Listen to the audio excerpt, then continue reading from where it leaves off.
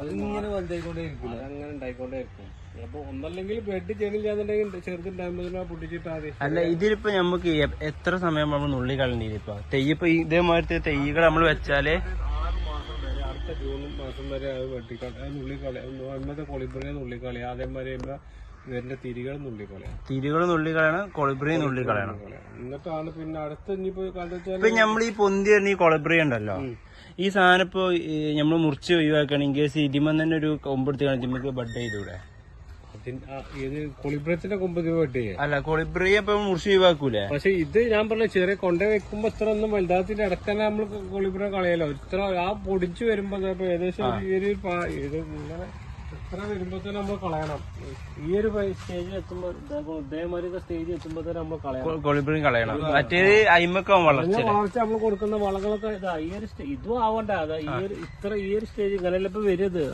ഈ സ്റ്റേജിൽ തന്നെ ഇങ്ങനെ അടത്തി കളയണം. അല്ലെങ്കിൽ നമ്മൾ കൊടുക്കുന്ന വളം അത്രയും ഓല എടുക്കല്ലേ. 6 മാസം അങ്ങനെ കളയാ. അതേമാതിരി ഇതിന് വരുന്ന ഇതേപോലെ തിരികൾ വരൂല. ഈ തിരികളൊക്കെ വരുമ്പോ ഇതേമാതിരി തിരി വരുമ്പോ തന്നെ അത് കളയാ.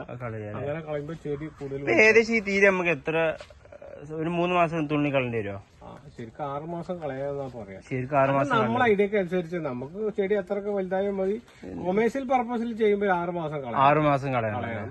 പിന്നെ കുറച്ച് വീട്ടാവശ്യത്തിനൊക്കെ ആണെങ്കിൽ ഇനിയിപ്പോ കളഞ്ഞില്ലെങ്കിലും കുഴപ്പമില്ല. 6 മാസം ആകുമ്പോൾ കളയാൻ പറഞ്ഞ കാര്യം എന്താ വെച്ചാൽ ഒന്നാമത് ചെടി വലുതാവില്ല. നമ്മൾ കൊടുക്കുന്ന വളങ്ങളൊക്കെ ആ കുരു ഉണ്ടാവാനും മൂപ്പാവാനും പൂപ്പാവാനും ചെടി എടുക്കും. നേരം പക്ഷെ നുള്ളി കളഞ്ഞാൽ അത് അപ്പൊ എന്താവും, ചെടി അടുത്ത് ഉണ്ടാക്കാൻ നോക്കാം. അപ്പൊ ചെടി വീണ്ടും വലുതാവും. അങ്ങനെ വലുതായി വരുമ്പോൾ ഒരു കൂടുതൽ പോർഷൻ ഉണ്ടാകുമ്പോഴാണ് പിന്നെ അടുത്ത ജൂണിൽ മഴക്കാലൊക്കെ വരുമ്പോൾ എല്ലാത്തിനും ഒരു 10 അല്ലെങ്കിൽ 20 തോക്ക ഉണ്ടാവുള്ളൂ. അപ്പോഴല്ലേ നമുക്കൊരു അസറ്റ് ആയിട്ട് വരുമ്പോൾ മറ്റു 1-2 ആക്കുമ്പോൾ പിന്നെ കാലക്രമേണ ഉണ്ടാവും. പക്ഷെ അങ്ങനെ സമയം എടുക്കും. അപ്പൊ ഒരു ഐഡിയക്ക് അനുസരിച്ച് ചെയ്യണമെങ്കിൽ നമുക്ക് നുള്ളി കളഞ്ഞിട്ട് ആദ്യം ഒരു 6 മാസം ചെടിനെ നല്ലോണം വലുതാക്കിയിട്ട് പിന്നെ നല്ല കുറച്ച് പൊട്ടാഷ്യം അങ്ങനെ ഗ്രോത്ത് ആക്കി കൊടുത്താൽ പിന്നെ ഉണ്ടാകുമ്പോ പിന്നെ അങ്ങനെ ഉണ്ടായിക്കോളും. അങ്ങനെ കഴിയുമ്പോൾ പിന്നെ നമ്മള് അടുത്ത കൊളിബ്രിനം ഇട്ടിട്ട് പിന്നെ മണ്ണിന്നും വരും കൊളിബ്രിനം. മണ്ണ് അതായത് ഇതിന്റെ അടിഭാഗത്ത് നിന്നാണ്, അതായത് ഈ ഭാഗത്തുനിന്ന് ഇവിടുന്ന് കൊളിബ്രി ഉണ്ടാവും. അവിടുന്ന് ഇതേമാതിരി വരുമ്പോ അതിന് പ്രശ്നമില്ല. അപ്പൊ നമുക്ക് ഇതിന് സെപ്പറേറ്റ് പേരുണ്ടാവും, ഇതിന് സെപ്പറേറ്റ് പേരുണ്ടാവും. അപ്പൊ നമുക്ക് അതിന് എളുപ്പം ചെയ്യാം. ഇതിന്മേലാകുമ്പോ സെപ്പറേറ്റ് ചെയ്യാൻ അതിന്മേ രണ്ടിനും ഒരേ പേരല്ലേ. അപ്പൊ വളം കൊടുത്തു മറ്റേതാകുമ്പോ കുറച്ച് കൂടുതൽ വളം കൊടുത്താൽ 2 വളം എടുത്തോളൂ. അതാണ് എന്റെ കാര്യം. പിന്നെ നമ്മൾ ഇതിലിപ്പോ വളം എങ്ങനെയാണ് കൊടുക്കേണ്ടത്? വളം പ്ലാന്റ് ചെയ്യുമ്പോ നിങ്ങള് ചാണകപ്പൊടി, വേപ്പ് പിണ്ണാക്ക്, കടല പിണ്ണാക്കൊക്കെ പോടായിട്ട് മിക്സ് ചെയ്ത് നമ്മള് സാധാ പോട്ടിംഗ് മിക്സർ. പലരും പല റേഞ്ചിലും പല റേഷ്യോയിലൊക്കെയാണ് പോട്ടിംഗ് മിക്സർ. അപ്പൊ കൃഷി ചെയ്തൊക്കെ അറിയില്ല, പലരും പല റേഞ്ചിൽ തന്നെ ചെയ്യാം. അതേപോലെ പോട്ടിംഗ് മിക്സർ റെഡിയാക്കുക, ഈ കവർ കീറുക, പ്ലാന്റ് ചെയ്യുക, എന്നിട്ട് ഡൈലി നനച്ചു കൊടുക്കുക. പിന്നെ ഒരു കമ്പ് വെച്ച് കെട്ടി കൊടുക്കുക. അങ്ങനെ ഇത് മറിഞ്ഞു വിടാൻ പൊട്ടാതെ വെക്കാൻ ഒരു ചെറിയ ഇരുമ്പിന്റെ എന്തെങ്കിലും കമ്പിയാണ് നല്ലത്. നമ്മൾ എന്താ പിന്നെ കുറെ കാലം ലൈഫ് ഉള്ളതായതുകൊണ്ട് മറ്റേ സാധനം കല്ലൊക്കെ വെച്ചാലേ മറ്റേ ചെതലെന്നിട്ടൊക്കെ പൊട്ടിപ്പോവും. അപ്പൊ ഇരുമ്പിന്റെ അതേപോലെ ഇരുമ്പിന്റെ ഒരു ചെറിയ വാർപ്പിന്റെ കമ്പിണ്ടല്ലോ, അതൊക്കെ ആക്കിയത് അങ്ങ് കിട്ടണമെങ്കിൽ അത് വെച്ച് കുത്തി കൊടുത്ത് കെട്ടി കൊടുക്കുക.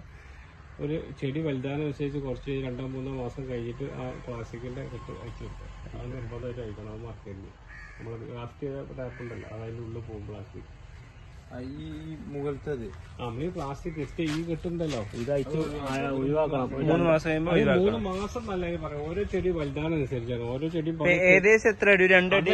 അവിടെ ഇങ്ങനെ ടൈറ്റ് ആയി തുടങ്ങും. ചെടി വലുതായത് അതായത് നമ്മൾ ഈ വേറുള്ള സ്ഥലങ്ങളിൽ വണ്ണം കൂടി ഇവിടെ വണ്ണം കുറയുമ്പോ മറ്റുള്ള ചെടി ഗ്രോത്ത് ആവുമ്പോ അപ്പൊ സ്വാഭാവികം നമ്മൾ ഈ അയച്ചു ഒഴിവാക്കേണ്ടി വരും. പ്ലാസ്റ്റിക് കെട്ടി വെച്ചാൽ കണ്ടില്ലേ, അങ്ങനെ കുഞ്ഞു പോകില്ലേ. അപ്പൊ അത് ശ്രദ്ധിക്കാഞ്ഞാല് അത് പൊട്ടിപ്പോവും. പിന്നെ ഇതിന് പ്രത്യേകം നോക്കണം എന്ന് വെച്ചാല് നനക്കുമ്പോ ചെടി മൊത്തം നനക്കാം. ഇല മൊത്തം കൂടി നനക്കണം. അല്ലാതെ അടിയിൽ മാത്രം വെള്ളം ഒഴിച്ചാൽ പോരാ. പരാഗണ അതുവഴി നടക്കണം. അങ്ങനെയാണ് നടക്കുക, വെള്ളത്തിലൂടെയാണ്. അപ്പൊ അതുകൊണ്ട് നമുക്ക് പോളിനേഷൻ നടക്കണമെങ്കിൽ അങ്ങനെ നടക്കണം. പിന്നെ ഒരു കാര്യം ചെയ്യേണ്ടത് വളം ചെയ്യണം. അതേപോലെ വളം ചെയ്യാന്ന് പറഞ്ഞാൽ എന്തെങ്കിലും വളമല്ല, മാസത്തിൽ 2-3 പ്രാവശ്യം വളം നിർബന്ധമായിട്ട് കൊടുക്കണം. അത് ഒരേ വളം കൊടുക്കരുത്. ഇപ്പൊ നിങ്ങൾക്ക് ചാണകപ്പൊടി അല്ലെങ്കിൽ ആട്ടുകാഷ്ടം, വീട്ടിൽ ആട്ടുകാഷ്ടം ഉണ്ടെങ്കിൽ എന്നും ആട്ടുകാഷ്ടം എടുത്തോട്ട് കാര്യമില്ല. മാറി ചെയ്ത് ഡിഫറെന്റ് ആയിട്ട് എല്ലാ മൂലങ്ങളും കിട്ടാൻ മാറി കൊടുക്കുക. ഇത് കൊണ്ടുപോയിട്ട് എങ്ങനെയാണ് നമ്മൾ ചെയ്യേണ്ടത് ഫസ്റ്റ്? കൊണ്ടുപോയിട്ട് നമ്മള് ഫസ്റ്റ് ചെയ്യാനുള്ളത് ഞാൻ പറഞ്ഞ ഈ പോട്ടി മിക്സ് റെഡിയാക്കും. മണ്ണ് ചട്ടിയിലല്ലേ വെക്കുന്നത്. പോട്ടി മിക്സ് റെഡിയാക്കിട്ട് ചട്ടി നിറക്കുക. എന്നിട്ട് അത് ഓരോരുത്തരും ഞാൻ പറയാം, ചിലവർ മണ്ണിന് അസിഡിറ്റി മറ്റേ കുമ്മായിട്ട് 15 ദിവസം കഴിഞ്ഞിട്ട് അങ്ങനെ പലരും ചിലവര് കരിയിലിടും, ചിലവര് മണലിടും, ചിലവര് ചകിരിച്ചോട്ട്, അതൊക്കെ ഓരോരുത്തരും ഇഷ്ടം. പലരും ഓരോ ഐഡിയ അല്ലേ. ഇപ്പൊ നമ്മള് പലരും പല സ്റ്റൈലിലല്ലേ കൃഷി ചെയ്യാം. അങ്ങനെ അത് ചട്ടി നിറച്ചതിന് ശേഷം ഇത് കവർ കീറുക, അതിനകത്ത് പ്ലാന്റ് ചെയ്യാം. ഇതിന് നേരം എങ്ങനെ വരിക? നമ്മള് എത്ര നേരം നനക്കണം? രാവിലെ ഡെയിലി ഒരു ദിവസം ഒരു നേരം നനച്ച് വൈകുന്നേരം. ഇപ്പൊ രാവിലെ നനക്കുകയാണെങ്കിൽ വൈകുന്നേരമാണ് ചെടി ബെസ്റ്റ്. അപ്പൊ രാവിലെ നനച്ചു കഴിഞ്ഞാൽ ഉച്ചയാകുമ്പോഴത്തേന് വെള്ളത്തിൽ ഈർപ്പൊക്കെ കഴിഞ്ഞ് വെള്ളം ഡ്രൈ ആയി പോകും ചട്ടി. നേരെ മറിച്ച് നമുക്ക് വൈകുന്നേരം നനക്കണം വിചാരിച്ചാൽ നമുക്ക് നേരം വെളുക്കോളം അത് പോകില്ല. ഇത് കൊളിബ്രിയല്ല, ഇത് ചെയ്യില്ല. പിന്നെ ഒന്നത് രണ്ടാമത് ചെയ്യാന്ന് പറഞ്ഞാൽ നമ്മള് ചട്ടിയിൽ വെക്കുമ്പോ എങ്ങനെയല്ല ഡ്രൈനേജ് ക്ലിയർ ചെയ്യണം. ഡ്രൈനേജ് ക്ലിയർ ചെയ്യാന്ന് പറഞ്ഞാൽ അതിന്റെ നമ്മളെ നനക്കുന്ന വാട്ടർ അടിപൊളി പോവാനേ ആ ഹോള് റെഡിയാക്കണം.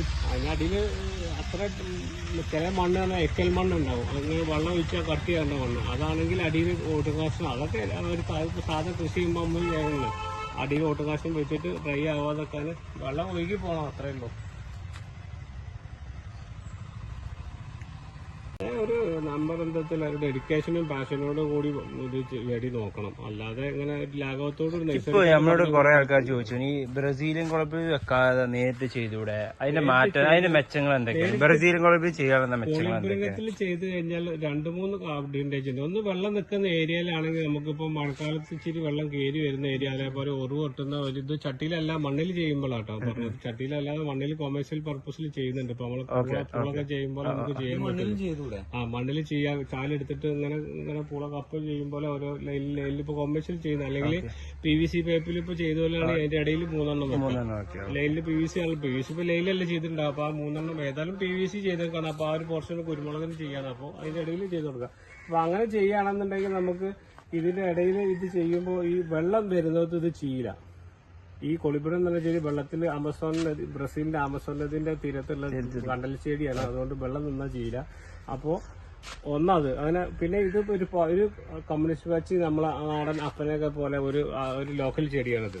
ലോക്കൽ ചെടി മീൻസ് നാടൻ പ്രതിരോധ ചെടിയാണ്. അപ്പൊ ഇതാണ് നമ്മൾ റൂട്ട് സ്റ്റോക്ക് ആയിട്ട് മണ്ണിൽ വെക്കുന്നത്. അതുകൊണ്ട് ഇതിന് അസുഖങ്ങൾ വരില്ല. അപ്പൊ കുരുമുളകിന് വരുന്ന വേരിലൂടെ ആണ് 99.9% കുരുമുളകിന് അസുഖം വരിക വേരിൽ കൂടെയാണ്.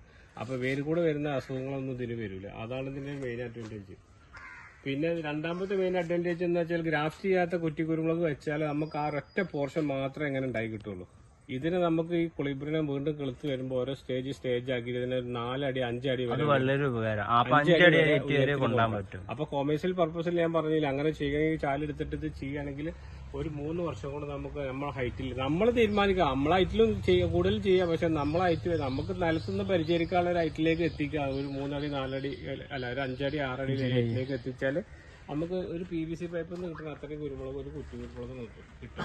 അപ്പൊ നമുക്കിത് കുറഞ്ഞ പ്ലോട്ടിലാണെങ്കിലും ഹൈ ഡെൻസിറ്റിയിൽ ചെയ്യാൻ പറ്റും. പിന്നെ ഇനിയിപ്പോ ചെടി നമ്മൾ ചെടിച്ചട്ടിയിൽ വെച്ചാലും ഇനിയിപ്പോ വെള്ളം നനക്കണ ഏറിയാലും വലിയ പ്രശ്നമൊന്നും വരില്ല.